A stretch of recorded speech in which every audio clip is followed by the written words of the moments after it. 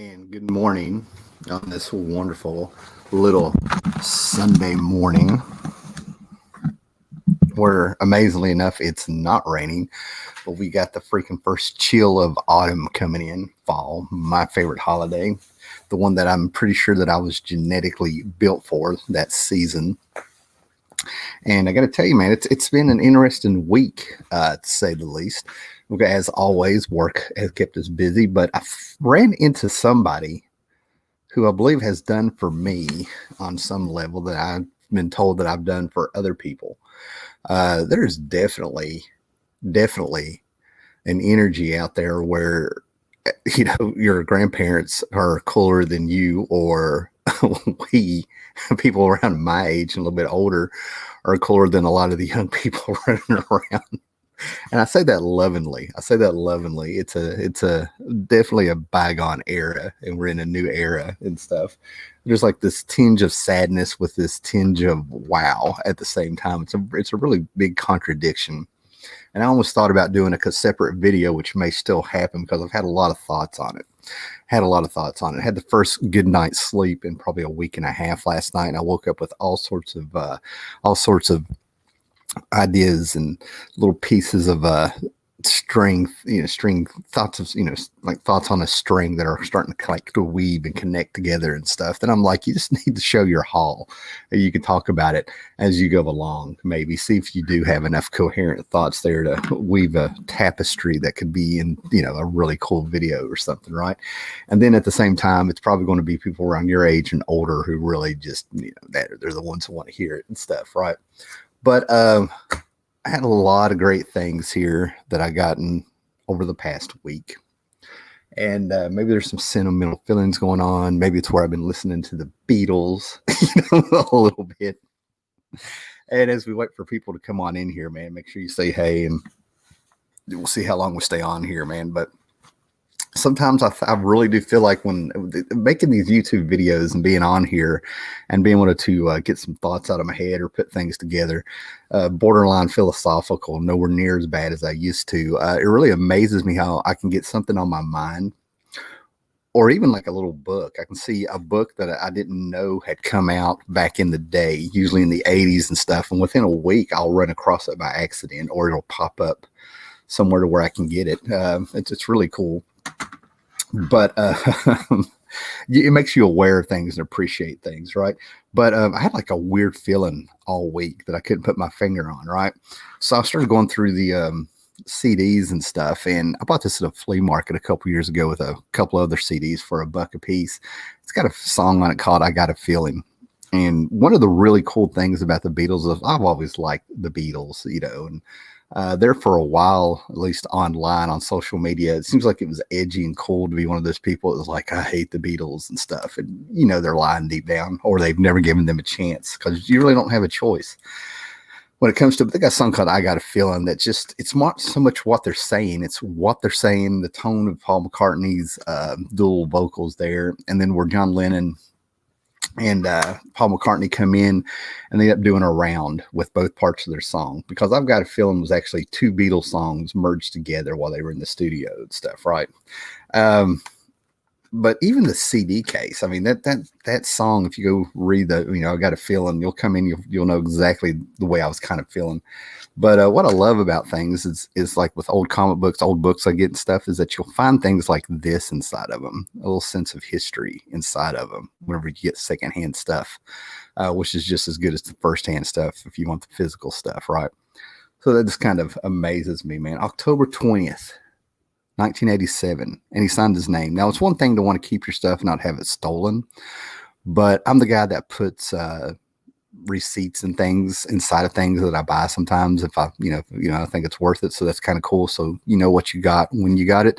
But I love how the guy put Tuesday. I love that. I'm like, it was on a Tuesday he bought this, which I thought was fantastic. And what's funny is that I knew a Michael Gilbert, which is funny. And I'm like, there's no way that's the same guy. I mean, that'd be hilarious if it was. I haven't heard that name in forever. Okay. So first of all, you got that little nostalgia going there with all that. And then I got a few things off of eBay. I went to Johnson City yesterday with the wife. We went on one of our adventures, and we ended up in one of the coolest things I've ever seen. And I'm really not going to do any digging because I like the story in my head, the way I'm viewing things better than maybe what is really going on there, right? But if you go outside of Johnson City, Tennessee, and there's a place called Bluff City, and it's not really a city. It's an ironic name, it looks like, right? But right in the middle of this neighborhood on this back road, across from a church and all the woods and everything, apparently there's a house. And the guy had a huge backyard, acres and acres, apparently. And from what I understand, he just wanted a life-size dinosaur in the back of his yard. So he did this intricate statue that he made. He has pictures of how he made them, and basically it's plaster of Paris. Or oh wait a minute, let me back up there. But that's not what it is. Paper mache. So what he did is that he shows how he made a frame out of wood of the shape of a dinosaur. Looks like he wrapped it in chicken wire and some other stuff, and then he got like this vinyl, and he made the skin and the outside of it on the frame, and he painted it and stuff, and he has a life-size dinosaur. And then he ended up making a yard. He plays Jurassic Park music as you walk the trails of all the gigantic dinosaurs and stuff that he made, that he spread out in the woods of his backyard. It's fantastic. There's on display. He's got some action scenes. The cool factor is him letting you know that that this is made just something he wanted to do in his backyard. So they take donations and stuff. And apparently he's got something you can pay for to go inside and see. But I think the theme is like horror movies or something. We didn't stick around. We got there in the early. There was like all kinds of grandparents with their kids there and everything. It was really cool. So if you have me on Facebook, they're on my Facebook page. I got tagged. I don't know if I'll put anything on the Instagram and the Twitter. But after that, that's when we went down into Johnson City. Did a little bit of shopping and had a fantastic dinner at I think it was called Smoky Bones Barbecue. First time I went there, got some barbecue chicken meal, and it was just fantastic. Because I'm telling you, man, part of a good trip is having the good food. I mean, it really is. And I always make a point that when I'm out of town, far away and stuff, to eat somewhere that we don't have around here. Okay, to me, that's the thing. So at the same time, if you end up having a trip and stuff, it adds to the excitement of being able to go somewhere that you don't have around here that you remember, like, oh, I can't wait to go eat there again. Right. So we got some people coming in here. So I'm getting into the Atomik Comics place that I went to. Atomik Comics is a comic book shop that's in its last month in Johnson City, Tennessee. And I didn't realize how much of a staple it was. And it's also like, if you guys watch my video, my memory is pretty good. I can pull out books from the 70s, from the 80s, the 90s, 2000, and tell you where I got them from. Now, books from the last 10 years, not so much, but still there. Surly Tim is out there. He saw the pictures on Facebook of the dinosaurs. They were really cool. Friar Tuck, there's a property near me that a guy puts life-size dinosaurs in his yard as well. That's fantastic. See, but that's just it. There's an energy there, man. I love creative people, and that's going to kind of run into what I'm about to talk about here. But I've talked about Mountain Empire Comics, and I've talked about flea markets, and I've talked about all these places. And I also talk about how I buy comics on the cheap. So a lot of my motivation with this isn't so much like I'll visit a place, but the places I go back to is where I get the deals. That's just part of the hobby and the way I did things. I'm not made of money. Never was. Never. Probably never will be, despite being much better off than I probably ever have been in my life right now, which is fantastic. Comes with age. But I went into Atomik Comics, and I went to Roanoke, Virginia, that I used to live in a couple weeks ago. Had that video up of the comic book convention, the Vintage Salem show, and I talked about how different the place was because of the political. Between the pandemic and the political atmosphere right now.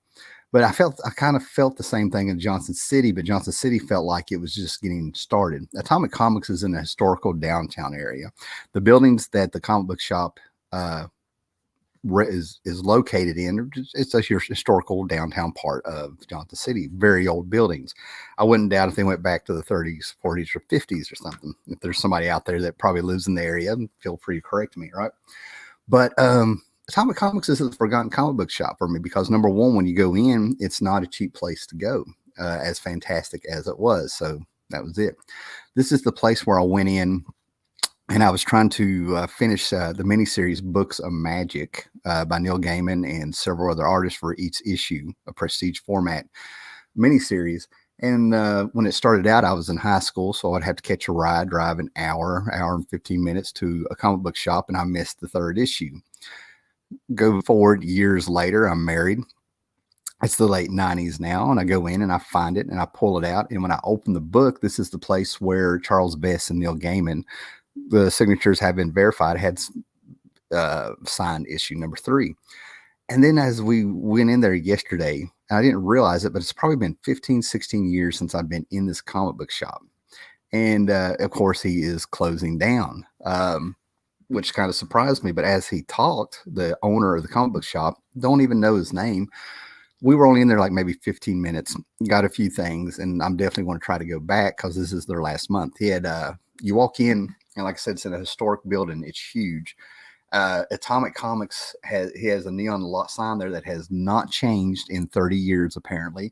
And this place looked like it used to be like an old, I'm trying to think. It has the big windows outside for display if you had mannequins and stuff. And I remember him having a few things in there, but he had the same posters on the wall that have like pretty much faded out. You know what I mean? The ultraviolet light has turned everything yellow and stuff. And I'm just like, wow, I remember those looked new. So that's when the nostalgia and stuff hit. Of course, I go in there with the wife. We open the door and it's musty. The place was a contradiction. It was in an old building outside that you could get an energy from feeling the history. Now it's got the rundown feel, or the same thing I found in Roanoke, where you really didn't want to be out during dark.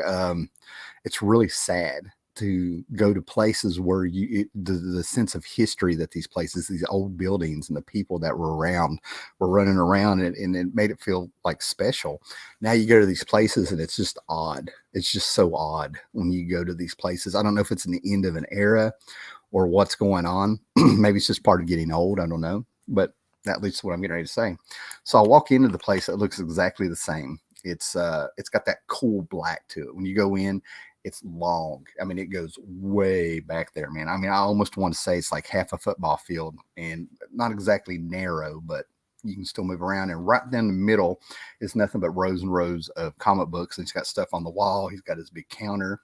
And as you go further back, he's got different things like shelves and posters. And, you know, it was a cool place to go. But like I said, you know, I'm not big on dollar boxes and stuff. Everything's priced as is and everything. Great stock.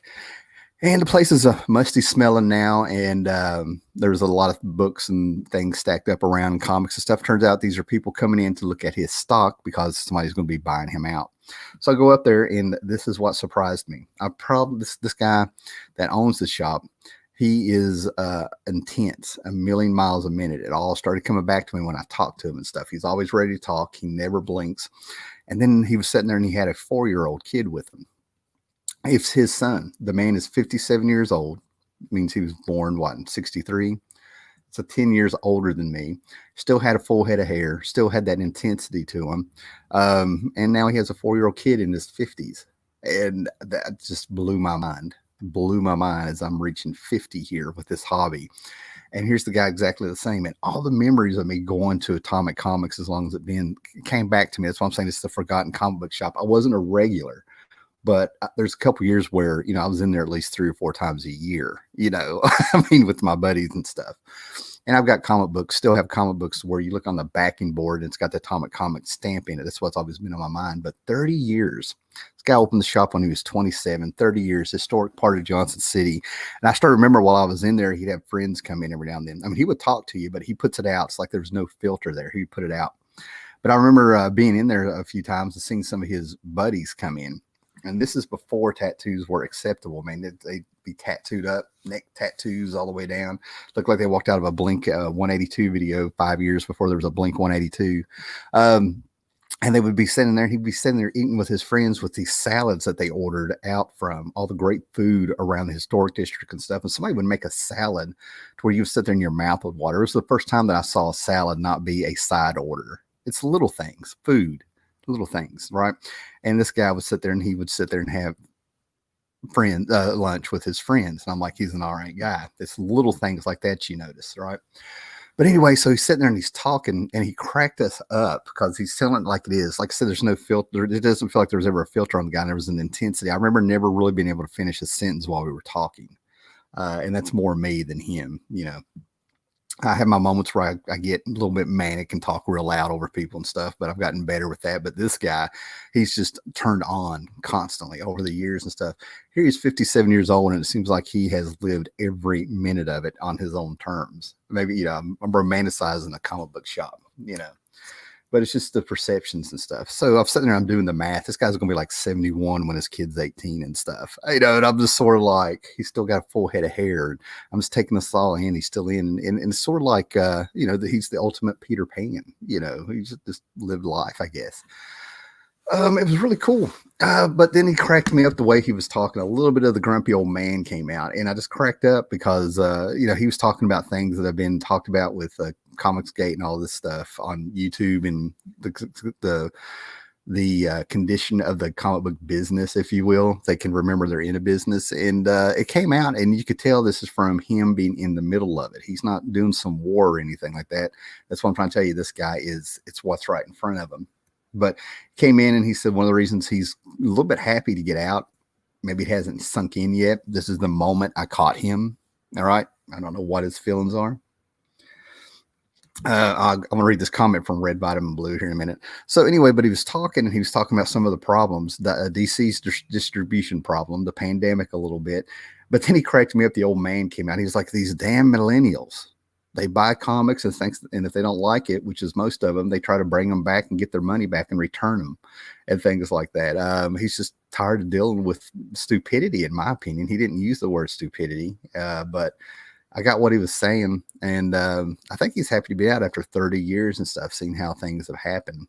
So that's what I mean. Going to Roanoke, all these places I hung out, they had this historical, like I said, they had an energy that came from the history of the place. And now it's sort of like, it just feels like, I feel like I walk through these empty streets and past these buildings with their aging posters and everything, and people kind of getting out and people acting different that are around these places. And I feel like I should be walking around with an orange sunset permeating everything, with a little mist on the streets and hearing the wind whistle and just a little bit of sand in my face as the wind goes by. It's kind of sad.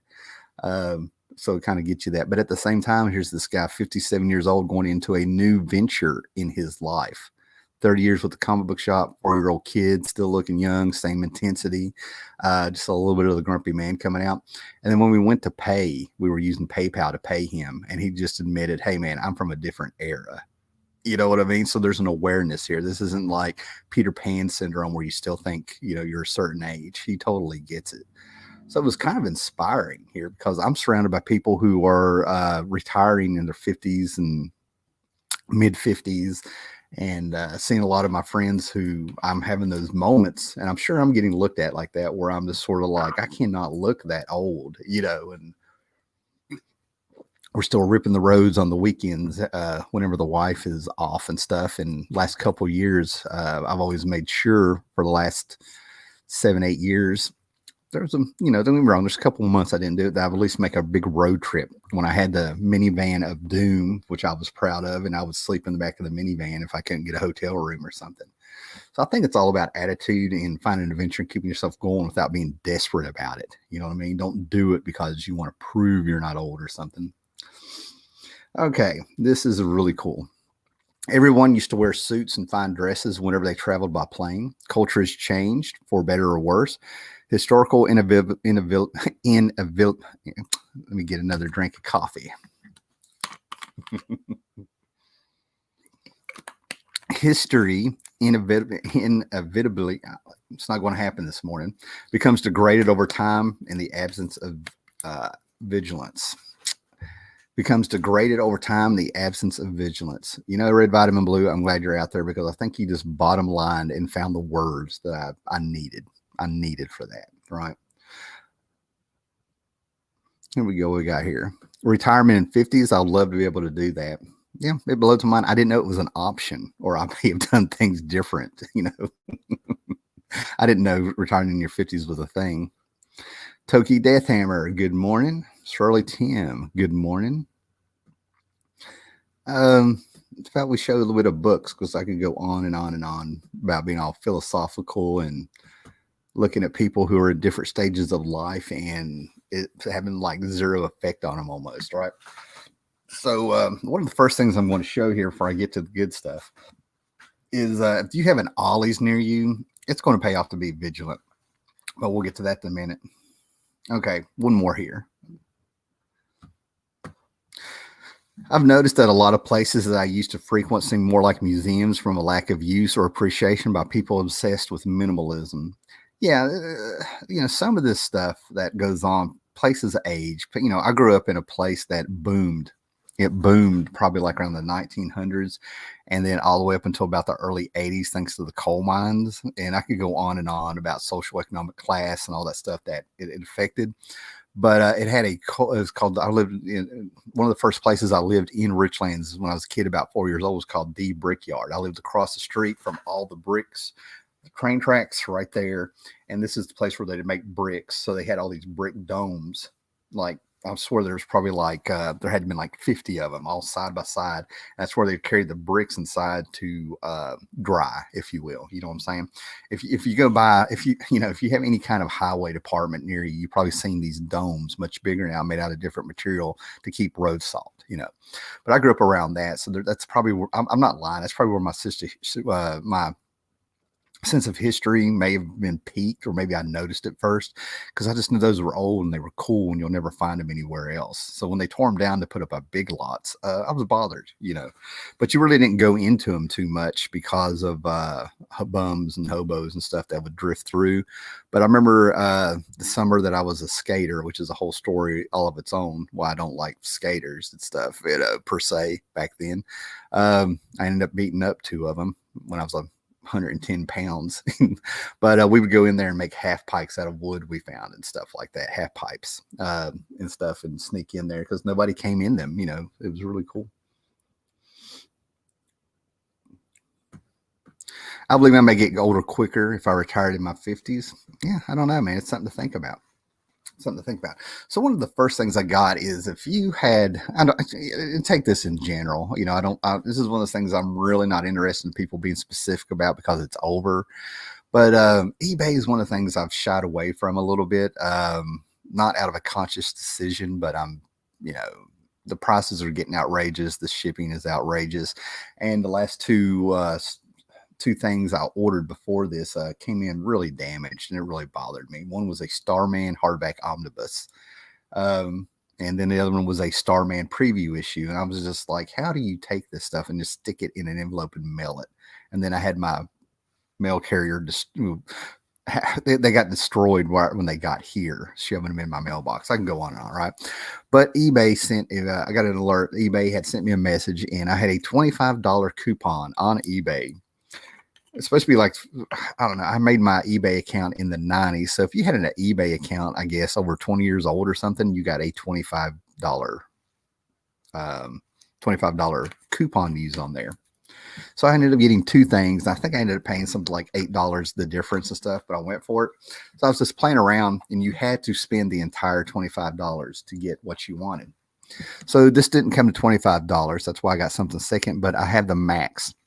Now, I usually tell people these are bootlegs. Most of the time, I don't mind having bootlegs, you know, of DVDs. I'm from that time of the bootleg VHS tapes. I'm of that time, like from 1985 on, there were two VCRs in the house. Even if we had to rent, even if the stepdad rented one, when you could rent VCRs, wrap your head around that one. And we'd have walls. I'm not exaggerating, shelves and walls of VHS tapes with 3 to 5 movies on them, depending on the EP speed and all the LP, whatever he put the settings on to record and stuff, right? So getting bootleg DVDs and stuff to me is very nostalgic. VHS tapes. I've kept one of those bootleg VHS tapes my entire life, and I probably will never get rid of it, never play it again, just to show people what I'm talking about. It has a Heavy Metal Wizards, Flight of Dragons, and one other movie, adult cartoon movie on it, if you will. But this is the Max from the 90s. Now, it's one thing to have a bootleg DVD, because you're taking the chance that it won't play in your equipment and stuff.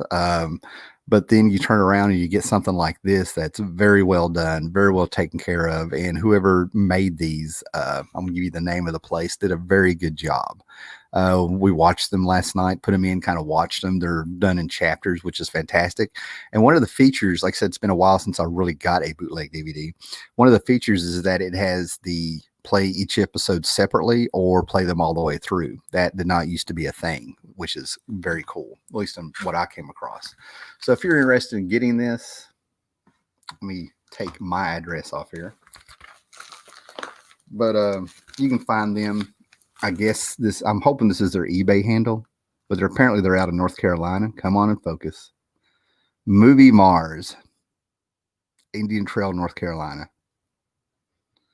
So give them a shot. I don't know what else they have on there. I just grabbed this, but it was so cool to go back to the 90s. And again, with the whole idea of age and time that's gone by with all this stuff. When this came out, Atomic Comics was probably 5 years old. And so that means this was 25 years ago when this came on MTV with Liquid Television and stuff. So when it comes to the Max cartoon Sam Keith art, this feels as fresh as it ever did. Even though it's very melancholy and down and depressed and stuff, I never realized how the Max is actually of its era, if you were there, with tone and stuff, right? I still love these. And I had VHS tapes with these scattered all over them, So it's nice to have them all together. What do we got here?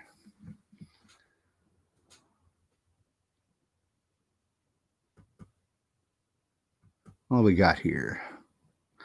Surly TM.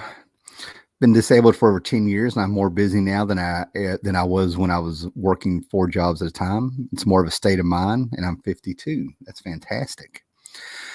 My Richlands video is still one of my favorite videos ever done. Thank you very much. And I do recall I watch a lot of videos, man, but I tried to, and totally me over the last few years, man, but I still, if I remember right, I still love your, I love how when you did your video, you said you had this weird, dark Stand By Me feel to it, which I loved. I still have that in my favorites. And believe it or not, I still whip that video out. If I had to guess, it pops in my head about every 6 months. What do we got here? Yeah, I did a Richlands video where I went through and I showed all the places that I did comic books. I've done 2 or 3 going back to my old hometown. The videos were a bit more intense because I lived further away from them, and now I'm like 30 to 40 minutes away from where I grew up. But I did a video where I went around, I showed some, just 99% of the places I bought comic books around there and how they're all gone now or been turned into something else. Okay. Toonami Aftermath or in background, cannot recommend enough. Birdman on now. I watch a lot of Adult Swim on the Roku and through Hulu, and I have the HBO Max on my phone app. It won't play on Roku. Sometimes I'll take the laptop and hook it up to the TV so I can watch it. But of all shows I've been watching when it comes to Adult Swim, I've been watching a lot of Joe Pera Talks to You. And I have no idea what that show is doing on Adult Swim. And Joe Pera is the salt of the earth. He is too good for this world. Placed on the show. Yes, MTV, the Max. It's good stuff. Booting and cutting commercials were normal activity, and those fourth generation movies were almost unwatchable, but I wouldn't trade those memories for anything. I had the European version of Doom. That's what I mean. There used to be, I don't know if there's ever an official culture for this, you know what I mean, with bootleg DVDs and movies and stuff like that. Now it's degraded around here to going to a few flea markets and stuff and having people with tents full of bootleg movies and things that are still in the theater. I have one of Grindhouse that I've kept just for the fun of it because they letterboxed it You know what I mean? Somebody illegally recorded this. They letterboxed it, and you can see the silhouettes of people getting up and walking across the screen as they go to get something to eat and stuff. That actually kind of, where it was a grindhouse. Well, the movie's called Grindhouse. It was two movies put together with a bunch of trailers in the middle of it by Robert Rodriguez and Quentin Tarantino, and then the fake movie trailers were done by their friends, other filmmakers and stuff. It added to the charm of it. Like, I could never get rid of this. That was perfect for this Grindhouse movie. Feeling like you were watching some leftover movies from the 70s and 80s that you would find at the video place for $1 rental. Friar Tuck, I'm not going to run into the other room, but I still have my official real VHS tape of the Eon Flux cartoons, and I have them on DVD. I dated somebody a couple years ago that she ordered one, and when I saw it, I went, I got to get off here and order mine, and I ended up getting mine for $10. I think she paid like $25 for hers, so go figure. You guys ready to see some of the things I got? Now, first of all, let's just get this out of the way, man. When you go in and you're dragging your wife into a comic book shop, even though she's not going to complain and stuff, and she immediately turns. This is why I feel like I was meant to be at Atomik Comics yesterday. This is one more thing to kind of add to the mixture there and stuff, right? But when we walked in, she ended up looking to her right, and there's one whole issue of this in this entire store that's like half a football field back, you know, if not more, was the Little Mermaid from Dark Horse from a couple years ago. Number 2, the retelling of the story. And I went ahead and just grabbed that for her. Now, this is what I'm saying about, this is an older comic, and I've talked for years about waiting on stuff that'll be in dollar books and stuff.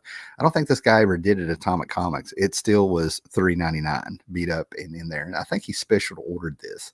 He said he had a huge problem with more and more people not picking up their comics when they had a pull list and stuff. So I guess he put this back on the shelf.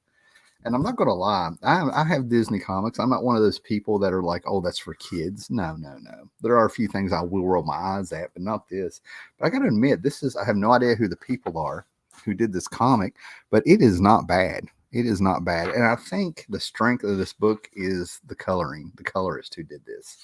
So I'm going to give the colorist Pikey Hamilton, whoever that is. But not bad. I'm serious. Not bad. I'm not like a huge Little Mermaid fan, but I'm definitely not the audience for that, right? So as I've been cataloging my comics and stuff, I've been comparing it to the PDF file that I pulled off of the place where I previously held my comics, and I go back and check it. And the PDF file, man, this thing, I don't know if it's a program from the 90s or what, but it's just, I'm starting to miss the site less and less, even though it had even though it had features that I feel like the CLZ app should have, if it's a pay service. I don't care if it's $15 a year. I think that's what it is. They just have some of the features that the place where I cataloged my comics before was.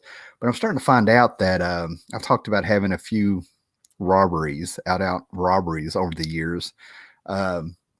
Happened over the years, and I'm pretty sure I found out that somebody who I think I found out somebody took a short box from me, and sure he picked a few books and stuff, right?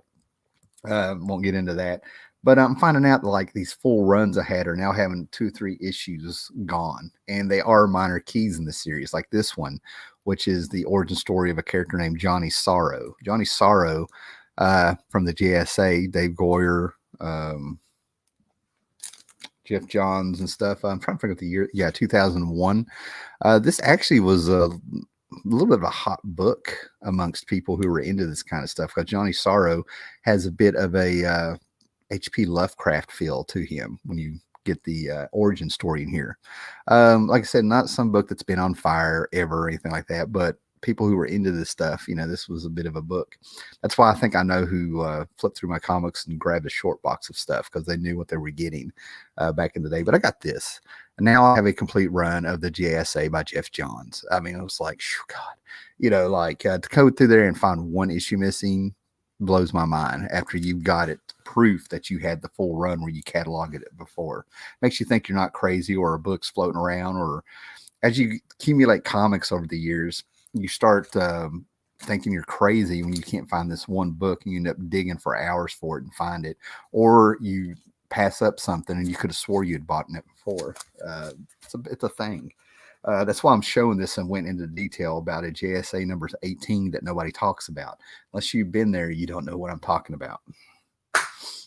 Another thing I got at that Atomic Comics store was this. Now, this is what I'm talking about. I'll find out about a book, or I think I have everything covered, and then you hear about something, and then it pops up. About a week and a half ago, maybe it was Instagram. Who knows? Maybe it was Instagram. We'll go with Instagram. I'm not, whatever. You get the idea. But I ran across this. I'm like, I never knew this existed. How did I not know this exists? I have a complete and full box of Crisis on Infinite Earths that I've kept a track of and stuff since like 1985 and 86. When I was 12 and 13, Crisis was the stuff. I've tracked down little books that had just the red skies in them to put in my Crisis box, over the years, just to kind of get a complete run of Crisis. So how do I not know this is there? This popped up. And this damn book was selling for way too much on eBay and on, online stores, if you will, and stuff. So I ended up finding this for $7. I went ahead and paid $7. It was $3.50 when it came out in the 80s, right? So why not and stuff, right? But it's Amazing Heroes number 91.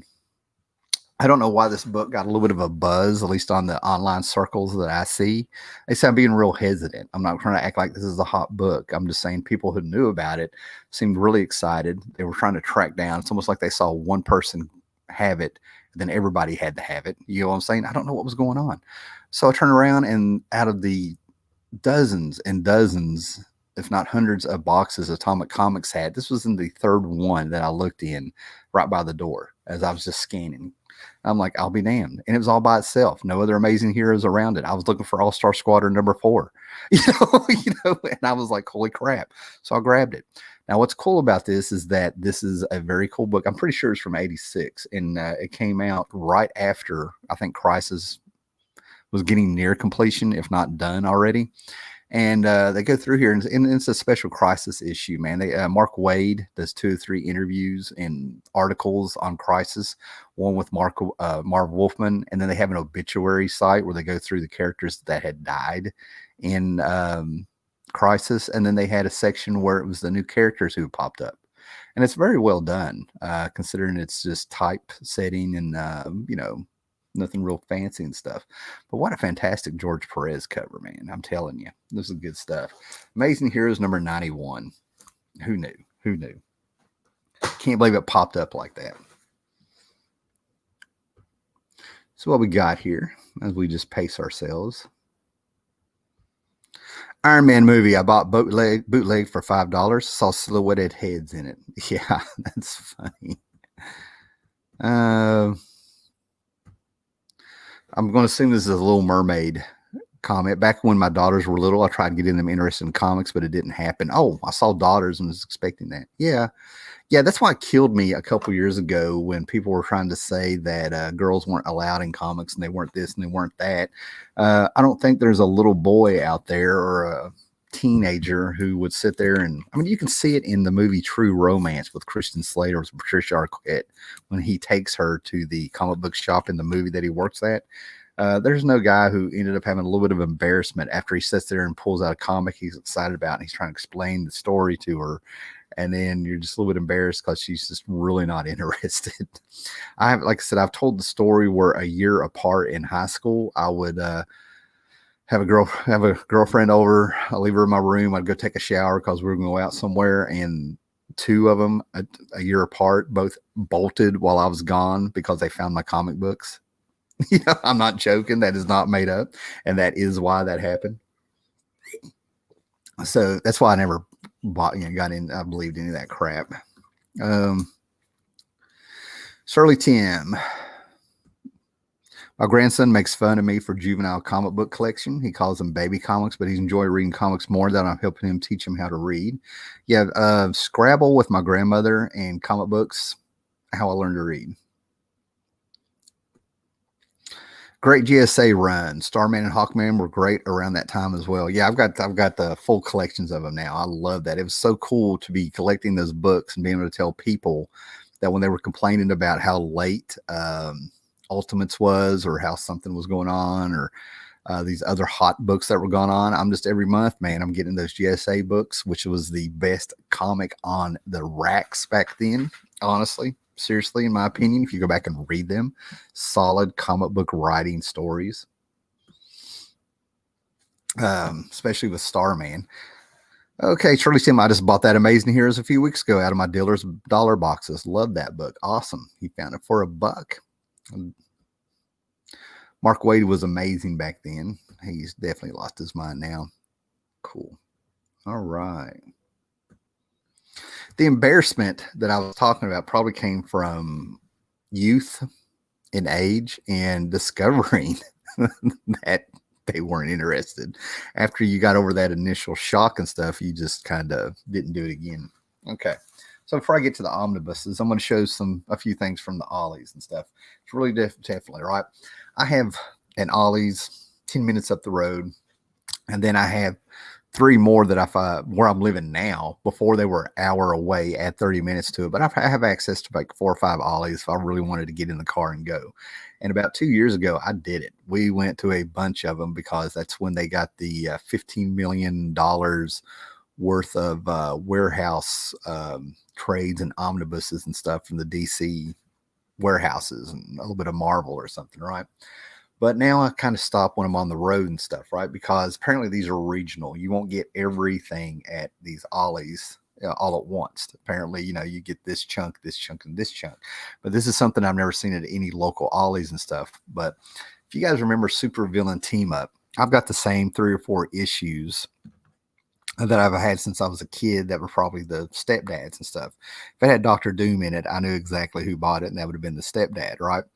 But the Supervillain Team Up United. Now, this is a complete collection of that series, along with now Supervillain Team Up. You got to remember, some of them were reprints. Jim Shooter came on there, did a few things. There was a John Byrne cover they have on the back, but this has Supervillain Team Up 1 through the giant size Supervillain Team Ups. Let me try this again. Back in the 70s, you would get giant size. They were like annuals, more or less. It's putting in your head, but they were like giant size, what they call it, right? And sometimes they were one shots, giant size chillers, giant size man thing. Any excuse to say that. But you just said there was a giant size Supervillain Team Ups number 1 and 2. I might have both of those. Giant size Supervillain Team Up 1 through 4 and 16 through 17. Number 15 is not in here because those were reprints. That's one of the issues I have. And they put it in another collection, those stories. At Avengers 154 to 156. And out of the blue, just randomly, Champions number 16. That's the one that blew my mind. But these were great stories. Usually it was Dr. Doom, Namor, Magneto, and Red Skull were center figures. But I tell you what, this was actually the series. I don't know if that's not the actual issue, but I'll dig it out or look in here for it. But there's an issue where Dr. Dorcas or somebody and some other villains had Doom on their knees. Doom was tore up. They'd beat Doom, Dr. Doom. And this is, like I said, Jim Shooter wrote this story. Dr. Doom got 2 little mini torpedoes or something, or bombs, and they had the triggers on the end. That's why it made me think of a torpedo. And he's looking at them, and he picks up 2 of them, and he smashes them together. You're not going to defeat Doom, Dr. Doom. He'll take you down with him. And I was probably like 8 years old, and I was like, that's the guy. That's probably what made me, that very issue is what made me a Dr. Doom fan. He will take you down with him before he admits defeat. It's kind of weird to be 7, 8 years old and getting inspiration from the bad guy. Of course, it was a story all with villains, and we were supposed to be rooting for Doom, the real anti-heroes. Okay. Now, one of these I've had for a while, and I almost got rid of until I got the second one. But these fantastic Albatross covers on these trades of Crosses on Multiple Earths, these are just collections. There's 6 of them, and I think the last 2 are really sought after. Low print run or something. I don't know what the deal was. And I really would like to have the last one. But they go through the decades there. And they show all the Justice League JSA team-ups from the Justice League JSA books. I had to get this one because I'm a huge Solomon Grundy fan. Can't really put my finger on when I became a huge Solomon Grundy fan, but we'll say it was Challenge of the Super Friends. Who knows? Okay. But these fantastic Albatross covers, man, these were $3.99. That's why I got them. I'm a sucker for Earth 2. Ever since I was a kid and discovered the whole concept of Earth 1 and Earth 2, I've been a fan of it. Starman feels like it's on Earth 2, if you will. CW Stargirl would be on Earth 2. You know, when they did Crisis, I didn't quite understand it, and I still don't how people couldn't separate them. Maybe to the casual comic book collector, comic book reader, okay, you're just not putting in the time to understand it. But yeah, anything with Earth 2, I'm a sucker for, especially pre-Crisis. All-Star Squadron, Infinity Incorporated, some Raven the Bolds, wherever you could find them, All-Star Comics. But yeah, this is the good stuff. So yeah, I might, I don't know if I want all of them, but I definitely would like to find the last two, but they're very pricey from what I looked up last night trying to buy them. Who knows, you know. We got here. Who has come in here?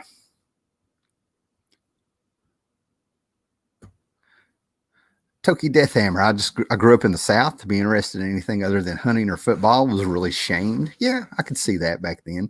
I mean, a lot of, you know, looking back on it with what we have now, there's an apathy, I think, with kids and stuff being stuck in their phones and on the internet and stuff, and yet not really being knowledgeable. I think in the movie Seven, when Morgan Freeman's doing research before they knew they had a serial killer, and he's going in after hours or something in this great big huge library they have, and he looks up and he sees all the security guards playing cards all night, poker, and he says, all this knowledge and you choose not to tap into it or something. That's what I feel like about the internet. And that comes from just reading and being curious, not like I was trying to educate myself or anything. So, but I think there's an apathy. But I think back then, in a lot of small towns, it's become a little bit of a culture where you were so bored you had nothing to do but mess with people and be nosy and on their neighbors and stuff. You know, Paulo Costa there. I am here. Good to see you, brother. We do a show, especially on Fridays, but I haven't been able to do the last 2 or 3 on my channel because of work. I keep getting. I'm a social worker, and I'm not going to get into it. I'm breaking from it. Shirley Tim, I just moved into a smaller town just after Ollie's hit town that I was living in. They were just starting to get more comic books a few months before I left. Yeah, I have figured out it is a regional thing. David McKenzie, hello from Canada. Did you just follow me on Twitter? Because I think I might have followed you back. Awesome to see you here, man. Paulo Costa, I try getting into those JLAGS teams ups from the Bronze Age, but the characterization is a bit simplistic. Yeah, which is why I don't push them. For me, it's more along the lines of just seeing those characters. Back when the Justice League and JSA and stuff were, all the characters were interchangeable. These are not pieces of art or work. I think there's, I mean, anybody who's read anything from that era and stuff, you know, they're bad. I mean, that's all there is to it. There's bad. Now, the collection I have has some great Len Wein stories from the early 70s where he starts bringing in the Freedom Fighters and Sandy, the Golden Boy, issue 111 and stuff. There's a few little gems out there, but yeah, I don't push Justice League at all on people, especially from the 60s and 70s. You know, if I'm going to push Justice League on anybody, I probably got like maybe 5 stories from the entire run that I would recommend. Some great art, some great covers, and that's about it. But I would push people to start reading Justice League by Giffen and DeMantis, you know, and the Grant Morrison run. What's going on? Multiple Earth stories. When it comes to the superheroes, Marvel was miles ahead of DC in the 70s. One of the things I tell people, and it's my opinion just from like looking through my collection, going by the memories and stuff, but it seems like when it comes to DC Comics in the 70s, anything except their superheroes you need to be tracking down. I think they had some great books that were outside of the superheroes. It amazes me how like I can get a 70s. I can only think of a handful of maybe of actual superhero stories from the 70s. They end up being Denny O'Neil and Neil Adams on Batman and stuff, right? But you get House of Mystery, House of Secret, Commandy, Kong. There's a few books. They're still trying to do that Pulp Fiction, that old Pulp Fiction, not Quentin Tarantino, but the pulps of the 20s and 30s kind of came from. And I just went blank. I was about to say a series that was just fantastic from DC. For Joe Kubert's Tarzan. It's almost like a little sample of a few books from anything outside of DC superheroes was the way to go. I rarely, Swamp Thing, Lin Wynn, Bernie Wrightson on Swamp Thing, those first, I don't know, 10 issues or whatever they were. That's what I'm saying. They're there, but you got to dig, and they're far and few between when it's DC. I mean, I totally own it. Oh, there we go. I should have read your next comment. Other genres, on the other hand, interest me more. That's exactly what I was saying. DC War Comics. DC. I know people, that's all they collect. I've seen them with their list, and they're filling in gaps. Unknown Soldier seems to be a big one, which I'm glad. Okay, I'm going to get some books here in a minute, man. They just opened at Ollie's 30 minutes away from me here in Connecticut. It used to be an hour away that I ever went to.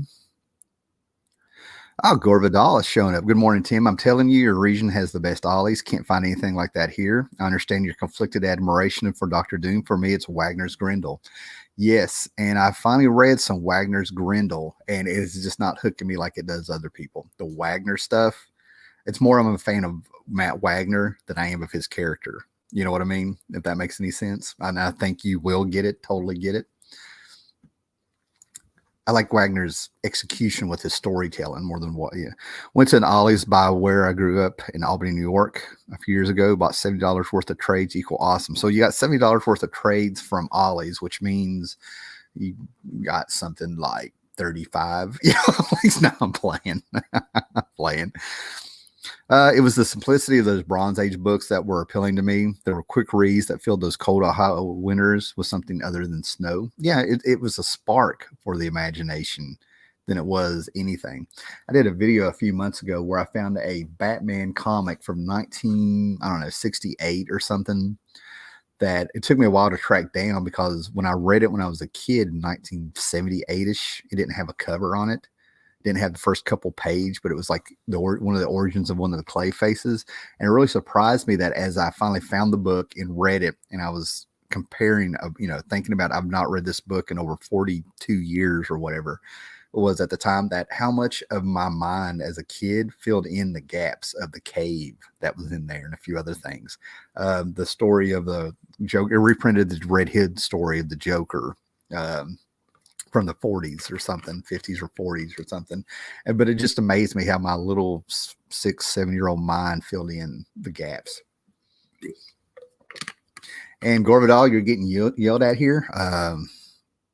Shirley Tim loves Grendel.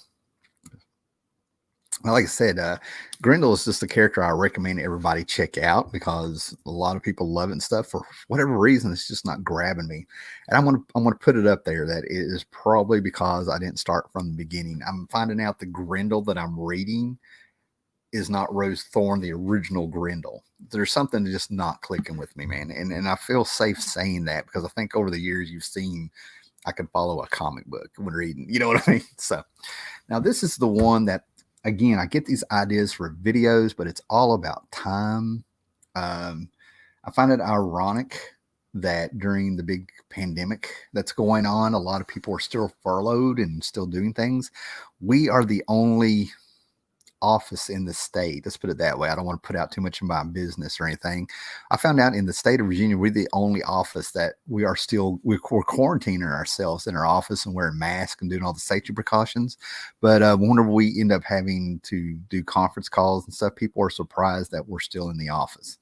I have been more busy during this pandemic than I have ever been in this business. It blows my mind.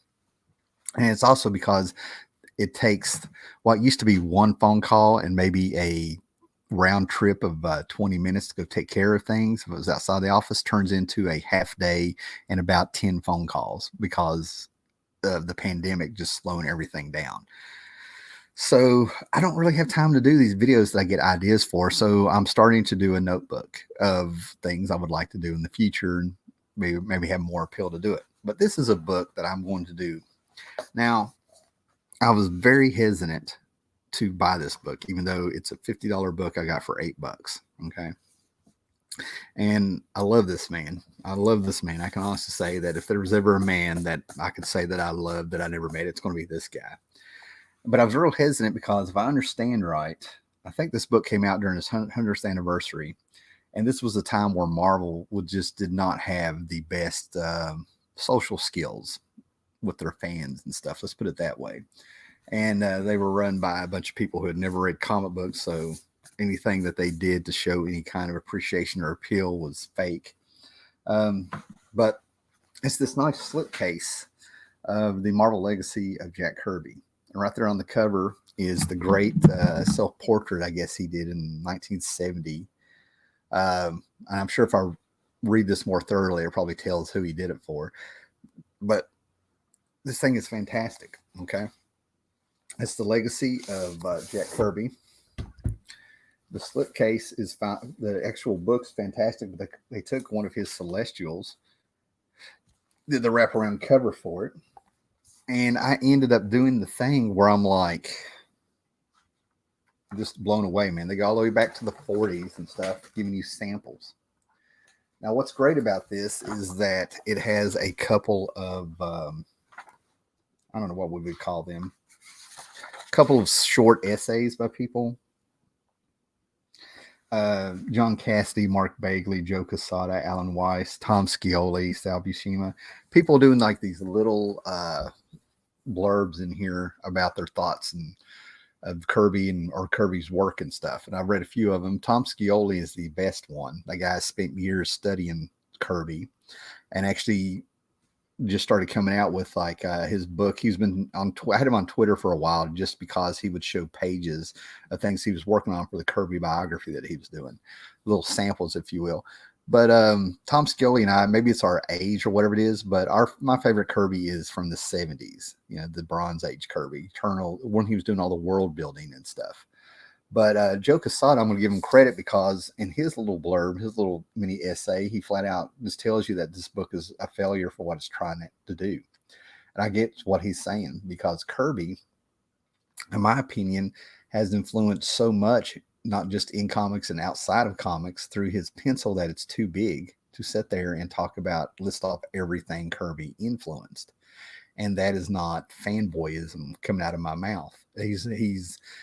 He's inspired music, culture, movies, Star Wars, Paul McCartney, Frank Zappa. I can go on and on and on. Invented genres. And then in the 70s, after being in the business, Tom Scioli and I sort of came to the same, his stuff, Kirby stuff in the 70s. I mean, this is just the Marvel stuff. It has the Eternals. You might want to see some pictures of the Vision from the 40s. We get into the 60s stuff. But this thing is just a great sampling of Kirby where you just turn the pages and turn the pages.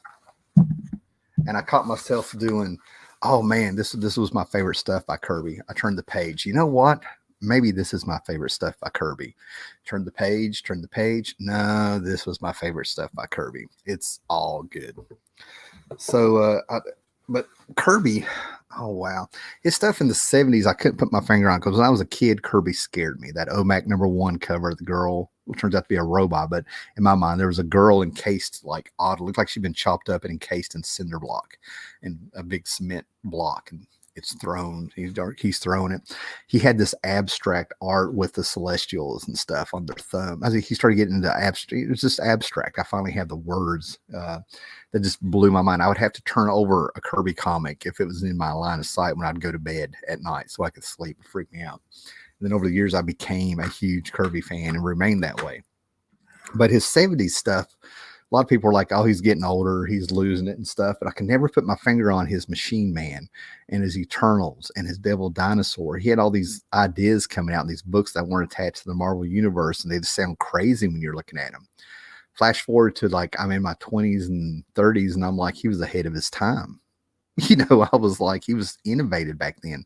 2000, his one of the books that I think is most underrated that people don't give Kirby a lot of credit for, unless you are a Kirby fan. I think, you know, my opinion here is his 2001 stuff. It's fantastic. But Tom Scioli got in there and he said that his little essay was fantastic because he gave you the bit where he said he thinks after years of study, he figured out what Kirby was missing in the 70s.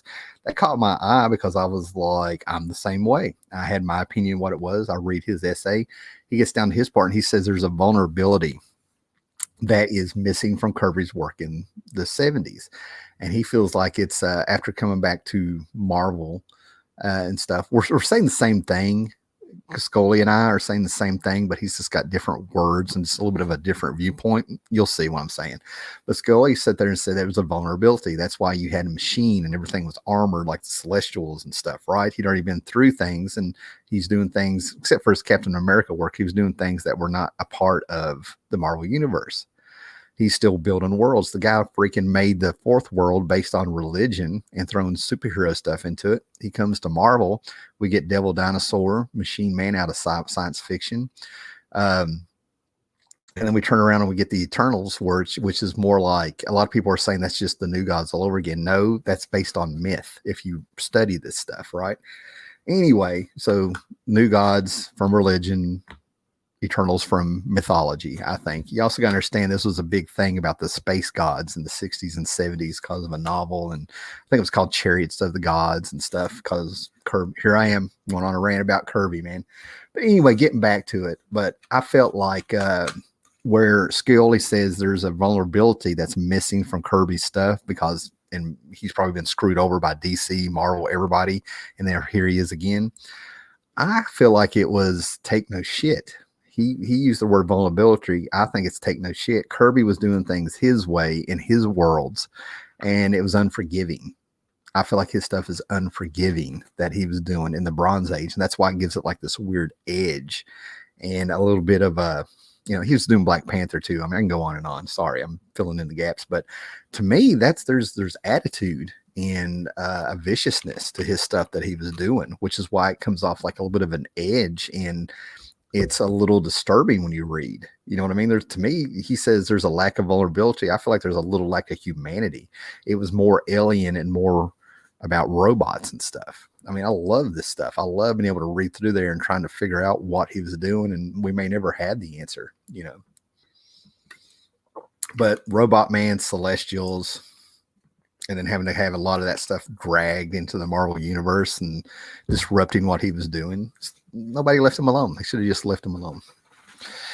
All right, let's see what we got here. And I got two big omnibuses to show, and that'll probably be it. Wow. A lot of comments here. Let me get on here, man. I remember that episode, my coverless book was an old JLA. Awesome. We got people talking about Grindel. Surly Tim. Let me see. Come on. I just Stream Duck messing with me. I discovered him when reading Mage, talking about Grindel. It was interesting reading a story where the protagonist wasn't a hero, but a master criminal with a literary pen. See, and I love villains. I don't know why this isn't. Gretzky is out there. What's up, brother? So if you guys want to jump in there and pull the stuff up, you can see them talking more about Grindel. Paulo Costa got in there. Here we go. Unfortunately, I believe a lot of people are using the pandemic as an excuse to cut corners or be lazy. Just my beliefs. The only comment I will have, and because I'm into social work and things like that, I am a little bit more privy to the fact that your people are not wanting to go back to work because they're making more money on the unemployment benefits. I don't know where they stand now, but I know people have been asked to report people who are supposed to be coming back to work and are refusing for those benefits. So I don't know I don't think it's everybody. It's, as always, it's a few bad apples. When I started reading the original English, I was determined to make up for lost time. Tell you what, at the beginning of the show, if you missed it, where I was talking about the guy being 57 years old with a 4-year-old and stuff, I've been thinking a lot about lately how as I get older and stuff, there is still, I don't know if it's my taste are changing or refined, or so we can go into the whole philosophical thing about why we listen to things we're much more open to and forgiving about than when we were kids, But I'm getting this feeling it's like there's so much more music, so many more books, so much more, a lot of stuff to really get into. You know what I mean? Like I'm rediscovering my art, and I'm going back in these pictures I've done a few years ago, and I'm refining them stuff. Like it's just amazing. I never realized how whenever I would do a piece back in my 20s and stuff, when I was still doing art before I had the world responsibilities and lost a little interest and stuff, how once I finished the piece, it was done. You don't go back and touch it. I don't know where this came from or why it was there, but it was. And then when I picked up this piece, probably like 2 weeks after I finished it and I started touching it up, I just thought about all the stuff I was unhappy with that I could have went back and fixed. That's what I'm trying to say. The whole, as simplistic as that sounds, and a lot of people are probably like smacking their head, like maybe yelling, "You dumbass." For some reason, I don't know where that came from. And that's just how my mind's expanding and being open to things. It felt like a great sin to go back and touch up a piece of art. This is what you did at that time. This is what was done. And I think it's funny calling it art, man. I mean, look at it, there's nothing Van Gogh about it there. Gretzky, you said you saw that at Ollie's. I highly recommend getting it. I mean, it's $8 and it's fantastic. It was originally $50. Kirby stuff was so much different than anything else that was being drawn at the time. Like I said, even in his 50s, I think he was in his 50s during the 70s and stuff, he was still doing things ahead of his time. Eric von Daniken didn't think of Chariots of Gods as a novel. He thought the book should be in a history section. Yeah. I think Amazon Prime, maybe Netflix, one of the streaming services, they have the, I don't know what was it, 1970s, I don't know if it was a documentary or a movie talking about Chariots of the Gods and exploring his work. That's where a lot of people around here, they still talk about it. I'm trying to think what the show was. I just heard a lot of shows. I'm trying to think what the one with Leonard Nimoy was during the 70s, From Beyond or something. I don't know. I have a list of them on YouTube. Let me move on here. I'm going to show the omnibuses last year. I got the Long Halloween hardcover at Ollie's. I would love to find that. An Amazing Spider-Man book 2, but passed on the Kirby one, which I might get back and get. I think you made the right choice, man. I think you made the right choice when it comes to something like the Batman, a Batman Long Halloween especially, and almost anything Amazing Spider-Man, at least from the 60s, 70s, 80s and stuff. I would grab it up if I were you. They're going to be gone. That they had so many of that Kirby book. I think you made the right choice.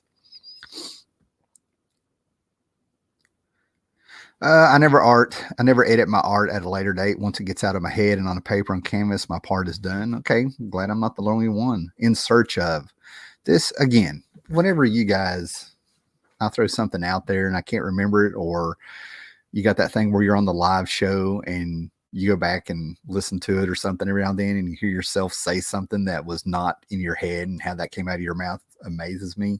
I love how we all can just get together here and just be like, we fill in the gap for each other. The Leonard Nimoy show was In Search of. I don't know why I love that show. It's so, I don't know. Maybe it's where it was on like at 4 in the morning when I was a kid, if I couldn't sleep, who knows. Von Daniken and Graham Hancock. I'm going to look up the guy who was a professional buster of psychics and stuff. Interesting ideas, but we have to be careful about not letting ourselves get carried away. Absolutely.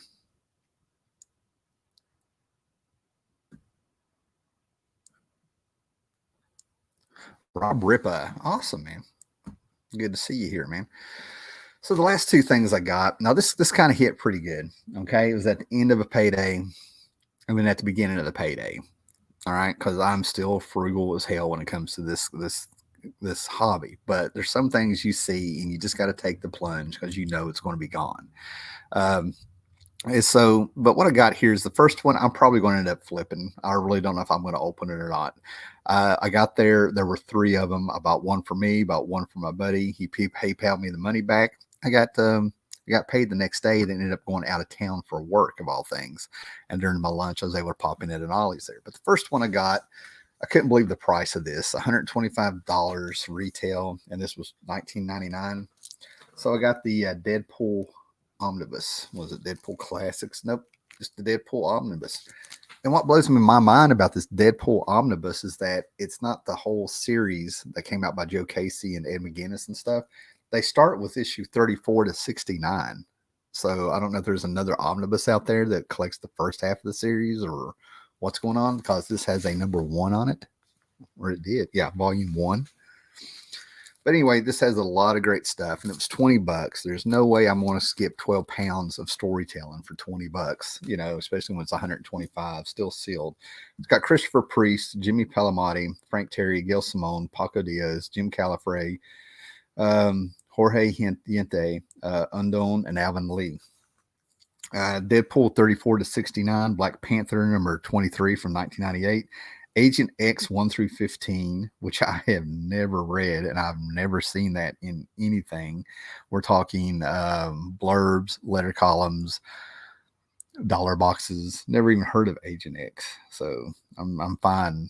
Everybody going, you never heard of Agent X? And Fight Man number 1, material from X-Men Unlimited number 28 from 1993. Now the thing about it is that back in 2010, I'd already had a full run of that Deadpool run that I picked up here and there. And then we went to Withville, Virginia, where there was like an auction house that / flea market when they weren't doing the auctions. I ended up getting the whole series 1 through whatever it was, 69 or whatever, for something like $10 and flipped it on eBay back then. You know what I mean? So I've read them, I've seen them. Who knows, man? But this was cool to find. I'm very lucky. Brand new, $20. Okay. Now, the second one I ran across, I thought I was done. Okay, you've done your budget. In my head, I'm like, I'm buying less comics than I ever had before, pre-ordered. There's no real comic book shops within driving distance here. I pop up at flea markets. There's 1 or 2 flea markets that keep going. I keep my eye out for you. Nothing big. But the thing about it is that the little budget I had in my head, I kind of rationalized spending a little extra money because, man, I have saved a ton of money on this hobby, period, no matter how you slice it, right? So it's a day after a payday. Work has me going to a state hospital, meeting and all this stuff, using the safety protocols and stuff. And so I'm going to eat, but I end up hitting this other Ollie. So I'll run in real quick. And I found something that I wished I didn't get the Deadpool on, but I went ahead and did it, right? Day after it. Like I said, day after a. But this is the classic Guardians of the Galaxy stuff. Okay, solo classics. Okay, Omnibus, Alex Ross cover there. My Star-Lord that I remember. You know what I mean? I loved his look on those magazines. I might still have some of this stuff. $20, 1999. And I love how, now one thing I do like about the Omnibus is it does tell you what's in the book at the bottom, but I also like how they give you the comic book covers because I'm a visual guy 9 times out of 10, and I'm going to fly by and know if I got a lot of this stuff, right? So this one here has the Incredible Hulk annual number 5, one of my favorite annuals. I might have I'll have to check my stuff. I think I might have a coverless copy, along with my number 200 or whatever it was. Iron Man 55, the first appearance of Thanos. Captain Marvel, 1968 version, 27 to 33. So we got our Jim Starlin stuff, which is wild because I got my reprints from the 80s and 90s that make one complete series that they were doing on Warlock.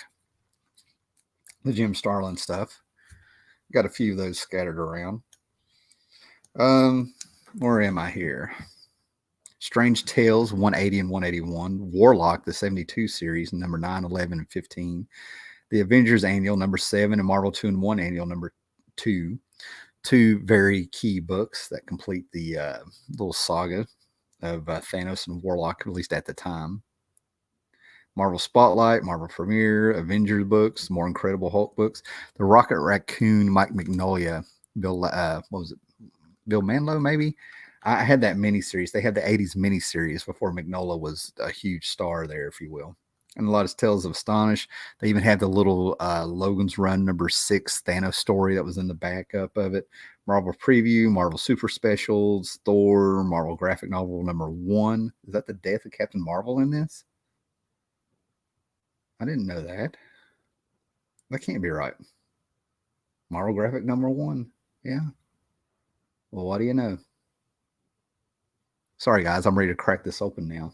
So, like right now.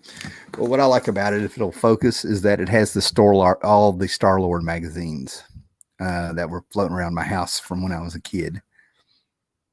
There's the Satana one. Yeah.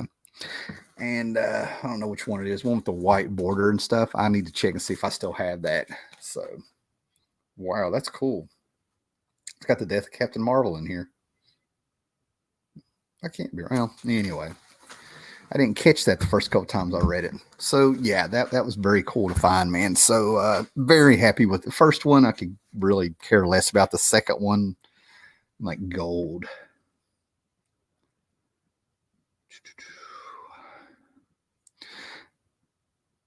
The In Search of episode about the coming ice age was pure gold. I might have to check that out, revisit that one because it's there. I just don't. Yeah, Ollie's is more upscale. Yeah. Well, guys, that is it. An hour and 15 minutes with some of my thoughts at the beginning, some great books, some great comments. And it is time for me to get on with my day. So what I can get done around here. Hopefully have a little bit of time to read a little bit. And thanks for everybody popping in here, man. I tell you what, I kind of miss these Sunday morning shows that were regular and, maybe time and fate and the forces at work and stuff may make it to where I have a little bit of extra time here and there to like maybe shoot a proper video and get it on here. So we'll see what happens. But for you guys that anybody knows about Atomik Comics in Johnson City and have a little history or something, feel free to message me somewhere. Let me know about it because I'm actually thinking about trying to go back maybe next weekend or something. I might actually see about shooting a little footage there. I haven't been inspired to try to actually shoot a proper video like that in a while and stuff. So, all right, guys, thanks for the kind words, and you guys be excellent to each other. Later.